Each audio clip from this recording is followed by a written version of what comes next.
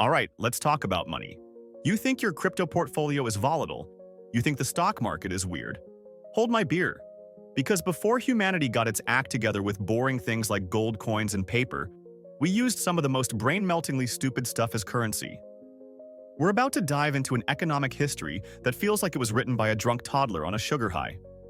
This isn't your grandpa's history lesson. This is a guided tour through the financial dumpster fire of our ancestors, where the line between rich and clinically insane was basically non-existent. 1. Kicking things off in Siberia, where it gets so cold your soul needs a jacket. Local shamans would get absolutely blasted on hallucinogenic mushrooms to commune with the spirits. But here's the kicker. The human body, in its infinite wisdom, filters out the poison but passes the fun stuff right into the urine. So naturally, the locals created an entire economy around drinking the shaman's pee. People would trade actual, living reindeer for a warm cup of second-hand spiritual enlightenment. This is the only time in history that trickle-down economics was a literal, physical event. Imagine your bank statement. Withdrawal, 1 reindeer. Deposit, 1 pint of shaman whiz. Quality control must have been a nightmare. This batch feels a bit weak, Dimitri. Has the shaman been drinking too much water? This makes your cousin who sank his life savings into a Dogecoin knockoff look like Warren Buffett. 2. Imagine you're on a lovely beach vacation. You see a weird, waxy gray blob that smells like a squid's armpit washed up on the shore. Your instinct is to run. But if you did, you might have just run away from a fortune. That disgusting lump is ambergris, which is a fancy word for what is essentially a sperm whale's vomit-adjacent hairball. And for some reason, rich people in Paris decided this was the perfect ingredient to make their perfume last longer. The first guy who discovered this must have been a special kind of weirdo. Honey, I found this stinky rock from a whale's gut. I'm gonna rub it on my neck. His wife probably divorced him, but little did she know he'd just stumbled upon the olfactory equivalent of striking oil. Thanks to him, the world's most luxurious scents are basically built on a foundation of whale puke. It's nature's ultimate prank on the wealthy. 3. Up in the Andes Mountains, trees are basically a myth. So, for fuel, you had one main option: dried llama dung. Because it was so essential for, not freezing to death, it became a premium currency. Yes, people got paid in poop. This is the most secure form of money ever. You can't counterfeit poop. What are you gonna do? Make your own. This led to a society where your social status was directly tied to the size of your dung heap. Imagine trying to impress a date. Yeah, my dad's got a dung pile that blocks out the sun.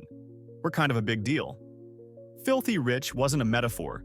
It was a literal description of the upper class. The only threat to your fortune was a sudden rainstorm, which could turn your entire net worth into a brown, sludgy mess overnight. That's a market crash you can smell from miles away.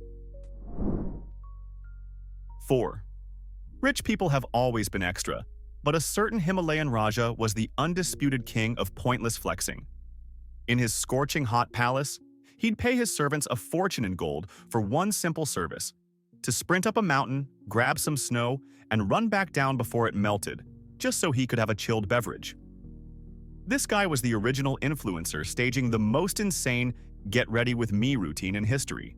His servants were basically the world's first DoorDash drivers, delivering a product with a 5-minute lifespan for a customer who was clearly out of his mind. He wasn't just buying snow, he was buying the ability to laugh in the face of physics and common sense. He was literally paying people in one of the most stable assets in history, gold, for an asset that was actively trying to not exist. That's a level of "I'm rich and bored" we can only dream of. 5. All money is based on trust. But some cultures took that idea and ran with it into a forest. They literally wrote their IOUs and financial contracts on leaves. This is a system designed by someone who has never seen wind. Imagine the chaos. Dude, I swear I paid you back, but a deer ate the receipt. Your entire life savings could be wiped out by a decent gust or a very hungry caterpillar. The legal system must have been a joke. Your Honor, my client's loan agreement was tragically composted last autumn. Forgery would be as simple as finding another leaf on the same branch. This makes investing in a meme coin seem like the safest financial decision you could possibly make. It's not just a volatile market, it's a biodegradable one, the original green investment, in the dumbest way imaginable. 6. Welcome to 18th century London during the gin craze, where the city was basically running on cheap booze and bad decisions. Some factory owners who were clearly evil geniuses started paying their workers partly in gin. This wasn't a bonus, it was a trap. Your salary was something that actively encouraged you to be a terrible employee. How are you supposed to save for the future when your savings account is a bottle of gin, staring at you from the kitchen counter, whispering sweet nothings? The company's HR department probably had a designated hangover corner instead of a 401k plan. It was the perfect corporate scam, a currency that doubled as a tool to ensure its recipients would never be sober enough to realize they were being scammed. 7. You don't even have to go back that far for this stuff. In parts of post-conflict Africa, when the official money was about as valuable as toilet paper, people started using beer bottle caps. This is a system straight out of the Fallout video game playbook. It all started because a beer company ran a prize promotion so every cap had a potential value. Soon, a Guinness cap became the equivalent of a $20 bill, while some knockoff soda cap was basically a penny. You have to picture some marketing guy in a boardroom in Europe having absolutely no idea he'd just become the new chairman of the Federal Reserve for an entire region. Wealth was no longer silent.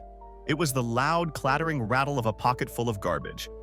Trying to buy something expensive must have been a nightmare, just showing up with a trash bag full of caps like a deranged Santa Claus. 8. When civilization hits the reset button, one currency always climbs out of the rubble: the cigarette. After World War II, you could buy a family's dinner for a few Marlboros. In prison, it's still the gold standard. The cigarette is the James Dean of currencies. It's cool, it's bad for you, and everybody secretly wants it. It's the only form of money that comes with its own built-in death clock, actively trying to kill its owner. And from an economic perspective, it's perfect. It encourages spending because you literally burn your money away. You're not going to hoard your life savings if your life savings are constantly tempting you to go out on the porch for a 5-minute break from existence. It's the most honest currency in the world because it tells you exactly what it's worth. A few minutes of peace in a world gone mad. 9.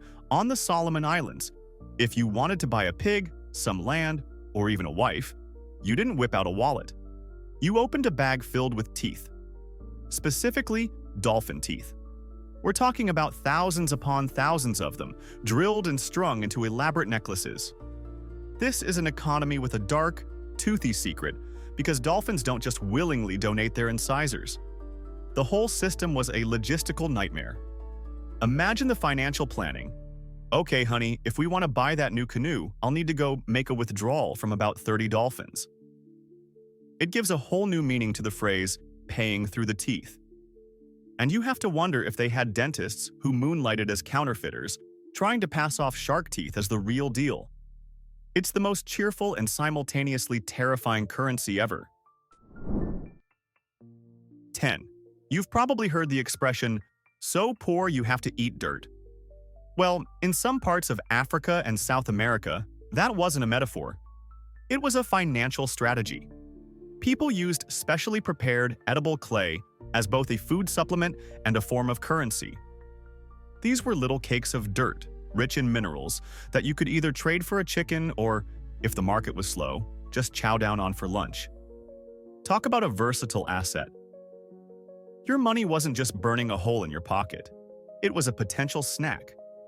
Think about the economic implications. A famine could cause massive inflation as people start literally eating their savings. It's the only currency in history where your net worth could be directly affected by whether or not you skipped breakfast. 11. In ancient China, Tibet, and Siberia, the ultimate multi-tool currency was the tea brick. This was exactly what it sounds like: a massive, compressed brick of tea leaves, so dense you could probably build a house with it. It was the Swiss Army knife of money. If you needed to buy a horse, you'd hand over a few bricks. If you were thirsty, you'd shave off a corner and brew yourself a cup. If you were sick, you'd use it as medicine. If someone was annoying you, you could probably knock them out with it. This was a currency that was simultaneously a beverage, a health supplement, and a potential weapon. It's the perfect money for doomsday preppers. No other currency in history could solve so many of your problems at once. 12. The Aztecs and Mayans were way ahead of their time, running their entire empire on a substance we still obsess over today: cacao beans. The economy was basically fueled by chocolate. 100 beans could get you a turkey, and a few could buy you a couple of tomatoes. But with great chocolate comes great responsibility, and also great crime. Counterfeiters would painstakingly create fake cacao beans out of clay and then cleverly mix them in with the real ones. Imagine the sheer disappointment. You think you're rich, you go to the market to buy a new loincloth, and the merchant breaks one of your beans in half to reveal it's just dirt. It's the most delicious and yet most heartbreaking economic system of all time. 13. Ever wonder where the word salary comes from? It comes from the Latin word sal, meaning salt. In ancient Rome, salt was an incredibly valuable commodity, used for preserving food in a world before refrigerators. Roman soldiers were often paid their wages in salt, or given an allowance to buy it. This means that a Roman legionary's paycheck was literally a bag of seasoning. Can you imagine the soldiers complaining? Gaius got a bigger pile of salt than me, and all he does is guard the aqueduct. It also means that if you accidentally knocked over your salt shaker at dinner, you weren't just making a mess. You were committing an act of catastrophic financial mismanagement. Spilling the salt wasn't just bad luck. It was like setting a pile of cash on fire. 14. In ancient China and India, one of the most popular forms of currency was something you probably have sitting in your kitchen right now: ginger root. It was the perfect early money. It was lightweight, it smelled great, you could divide it into smaller pieces easily, and it didn't go bad for a long time. Plus, it had medicinal uses, so it was like carrying around a wallet that could also cure your upset stomach. Your personal finance was also your personal wellness plan. This was a currency that made every transaction smell amazing. Imagine a marketplace not filled with the smell of sweat and animals, but the pleasant, zesty aroma of ginger. It's probably the only economy in history where inflation would have smelled absolutely delightful. 15. In colonial Virginia, the English settlers found a crop that grew so well it basically became a license to print money: tobacco. It wasn't just a cash crop, it was literally cash. You could pay your taxes in tobacco. You could be fined for a crime in tobacco. You could even pay your tuition at the College of William and Mary with giant barrels of the stuff. This created a generation of students who were literally smoking their education fund. The entire colony's economic stability rose and fell with the quality of the tobacco harvest. A bad crop year wasn't just an agricultural problem. It was a full-blown recession. It was an economy completely addicted to its own currency, in the most literal sense possible. 16. On the islands of Fiji, the ultimate status symbol and most valuable form of currency wasn't gold or jewels. It was a whale's tooth, specifically from a sperm whale. These teeth, called tabua, were considered so sacred and powerful that presenting one was the most serious form of negotiation you could engage in. You would use them to arrange marriages, seal alliances, or apologize for a major screw-up. It was the Fijian equivalent of sliding a briefcase full of cash across a table, except the briefcase was a whale's molar. The bigger the tooth, the more serious you were. This must have created a weird dynamic where a whale's dental health could directly impact international diplomacy and the local marriage market. 17. The Native American tribes of the Northeast had a beautiful and sophisticated currency called wampum, which were intricate beads made from seashells. It was difficult to make, which gave it inherent value. Everything was going great until the Europeans showed up and saw this. Their colonial minds didn't see art or culture. They saw a business opportunity. They immediately set up factories with high-tech steel drills and started mass-producing wampum beads by the millions. They then used these counterfeit beads to buy literally everything, including most of modern-day Manhattan. This was one of the first and most devastating examples of hyperinflation in the Americas. The colonists essentially crashed the native economy with cheap, mass-produced knockoffs. It's the historical equivalent of someone paying for a Lamborghini with a truckload of photocopied $100 bills. 18. In the late 17th century, the French colony of Quebec had a massive currency shortage because the ship carrying all the money from France was late, probably stuck in traffic or fighting a kraken. The colonial administrator, a man with nerves of steel and a flair for the dramatic, came up with a brilliant, if insane, solution. He collected all the playing cards in the colony, signed them, and declared them legal tender. Suddenly, a jack of spades was worth a week's wages, and an ace of hearts could buy you a cow. This turned the entire colony's economy into a high-stakes poker game. Imagine the arguments. I'll raise you 2 kings and a 10 of clubs. Sorry, I only have queens, I can't afford that. It was the most literal gambling with your future financial system ever devised. 19. You've probably used the word buck to mean a dollar. But have you ever wondered why? It's a direct holdover from the days of the American frontier, when the unofficial currency for trade between settlers and Native Americans was deerskin. A single good-quality buckskin was the standard unit of value, 1 buck. This means that early American commerce was essentially a giant, continent-spanning leather exchange. Bartering was a very direct affair. This rifle will cost you 10 bucks, meant you literally had to slap 10 dead deer hides on the counter. It also gave a whole new, grim meaning to the phrase, making a quick buck. It was a rugged, manly economy, where your wealth was directly proportional to your skill at shooting Bambi.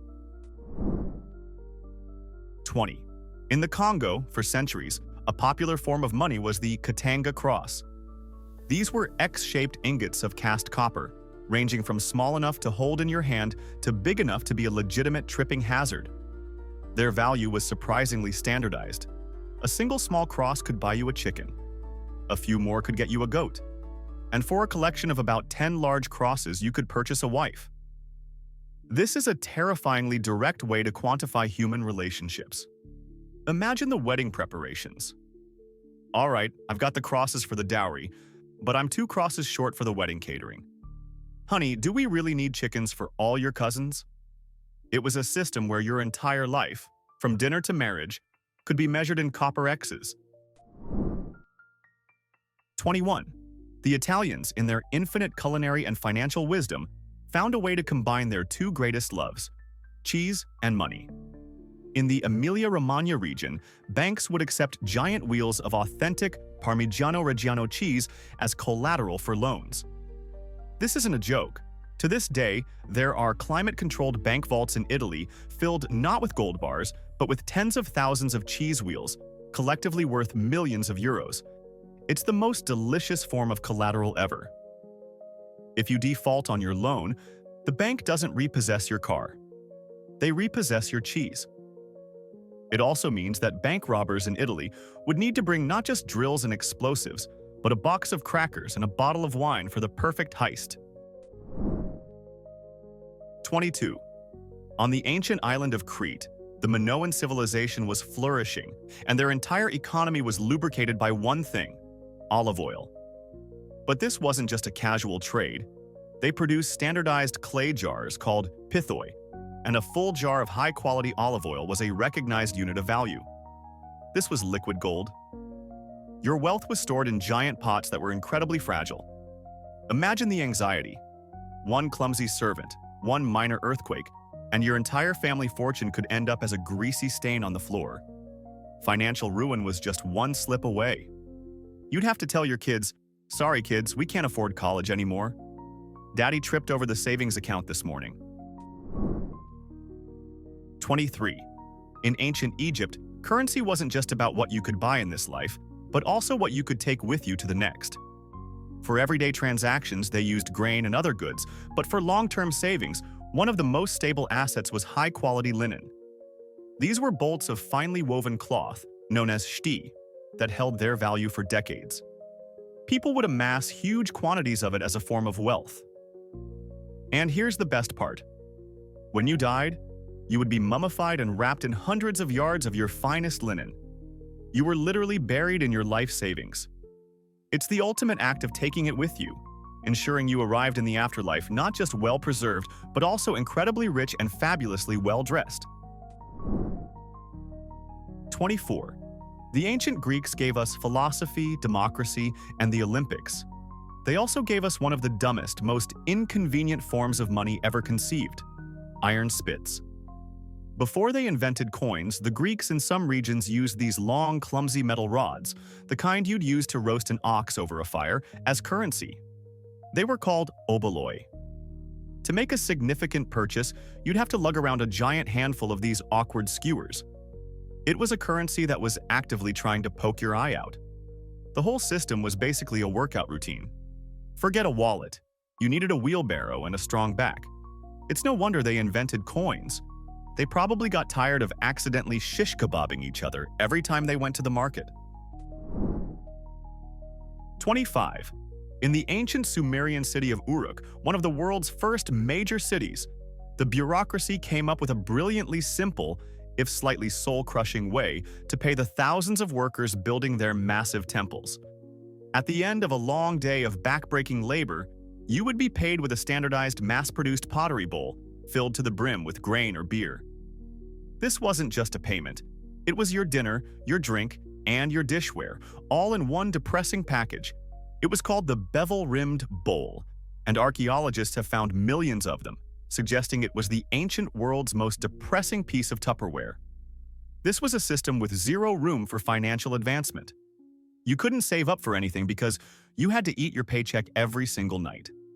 It was the original gig economy where your daily wage was just enough to ensure you were alive to show up for work the next day. No retirement plan, no benefits, just a bowl of slop.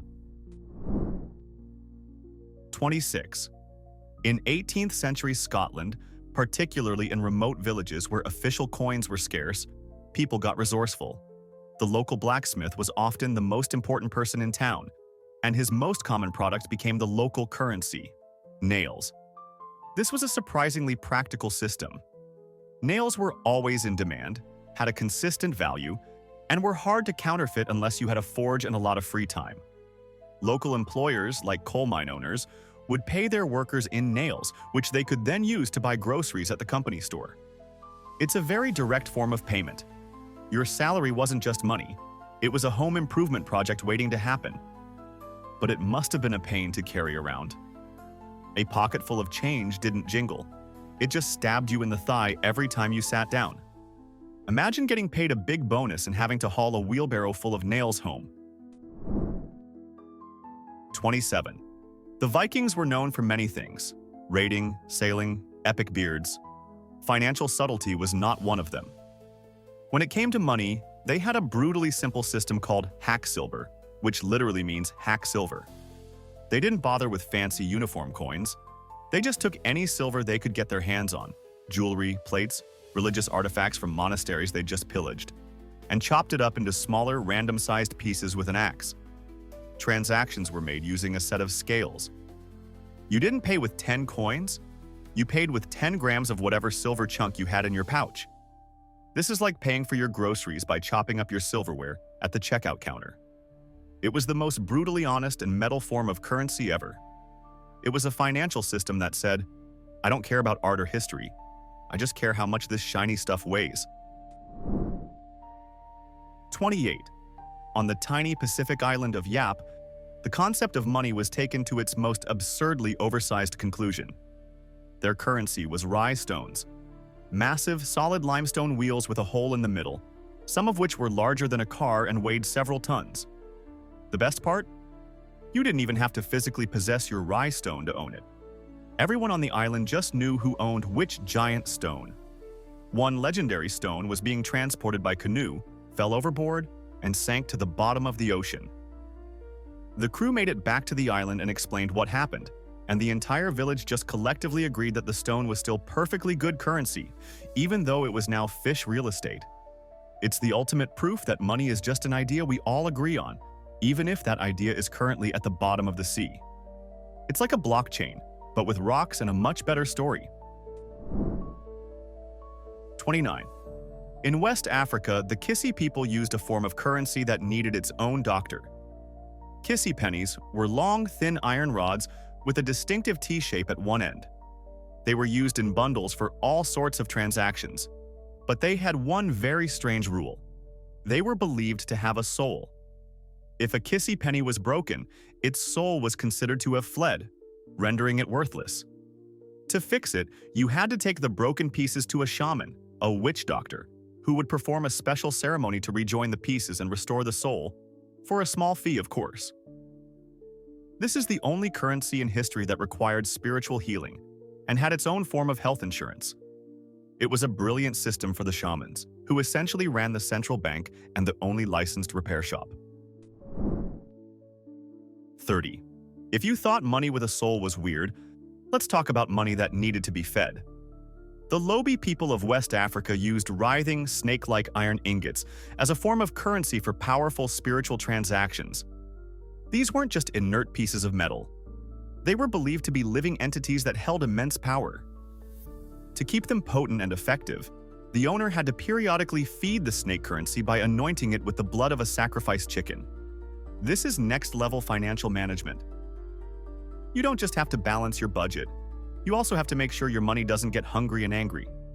Forgetting to feed your savings account could have dire spiritual consequences, making it the most high-maintenance and terrifying form of wealth in human history.